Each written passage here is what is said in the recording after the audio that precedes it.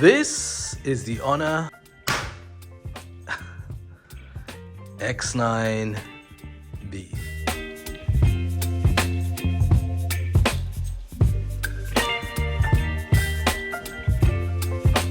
Phone can take some serious knocks, and what a way to end the year for Honor, because I've been covering Honor this year. They have been consistently producing some incredible perfect value proposition from those devices, and the Honor X9b 5G is the way that they're ending this year. A mid-range smartphone that can take more than just a simple knock, can take much more than that, as you'll see in this video, but at a mid-range price point. So this particular model that I have and that I've been reviewing, I've been using for the last 2 weeks, will set you back 1,300 dirhams, around about $350 US. But what it packs inside, it's not fundamentally like new, but it's attention to small details tweaked really well to really set this apart from a lot of the other mid-range smartphones that are out there, are also competing in this category. And you'll see what I'm talking about in this video. The Honor X9b 5G, let's talk about it. Now, kicking it off with that display, which as you can tell here is incredibly vibrant. We'll talk about the specs on the display in a moment, but it is an AMOLED display and it is curved, as you can see from the side. And one of the things that makes this display unique is something called Honor Ultra Bounce Anti-Drop 360 degrees. So essentially it's a self-developed cushioning system that they've incorporated in that display. What that means is the benefit is that you can drop it even on marble. So there's the marble flooring in my apartment. I'm about, I don't know, 1.2 meters here. Let's just drop that now.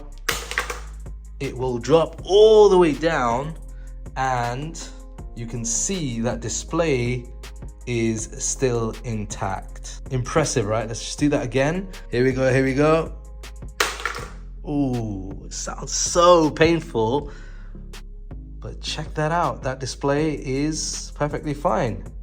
We don't need that. Look, you can see it is still functioning. Okay, so we've done the test inside. Let's give it a roll outside. So I'm gonna be using the phone here. So imagine you're walking on the street. This is a normal street pavement. And yeah, let's say we drop it from around here. Hits the ground. Sounds so painful every time. The display is fine. The display is fine. However, we are starting to see some dings around the edges over here. I don't know if that will show up on camera. Yeah, you can see them on the corners, but as far as the display is concerned, it's perfectly fine. Despite that additional cushioning, you'd assume that the display would be thicker and have a thicker impact on the overall device, but look, it doesn't. It actually looks like just a standard smartphone. In fact, if you're looking at this from a distance, you wouldn't assume that this display is as strong as it really is. So much so that it's got a first for drop resistance from SGS Switzerland. The other impressive thing is that if you purchase this, you will get up to 1 year's protection for the screen from Honor themselves, regardless of where you purchase it from in terms of their retailers, whether it's online or from any of the official retailers that Honor are selling this through.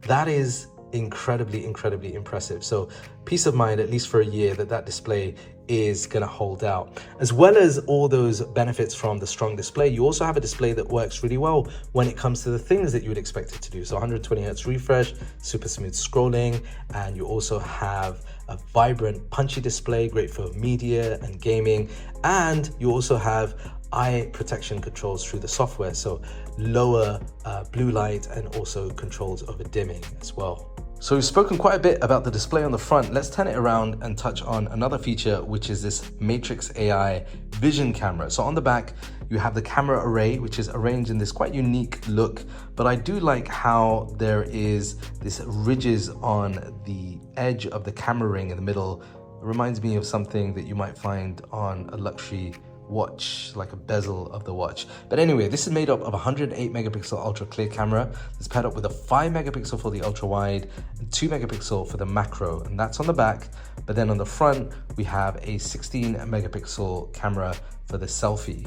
Now, in terms of normal performance with the camera, you can expect pretty decent results considering this price point. and what it has to offer. The X9b does support 3 times lossless zoom, so you get clearer details, you get accurate colors. And what I noticed that from ultra wide all the way through to 3x, you can see from some of these examples, the colors, the color accuracy, the vibrancy, all the details look pretty consistent between those different focal lengths.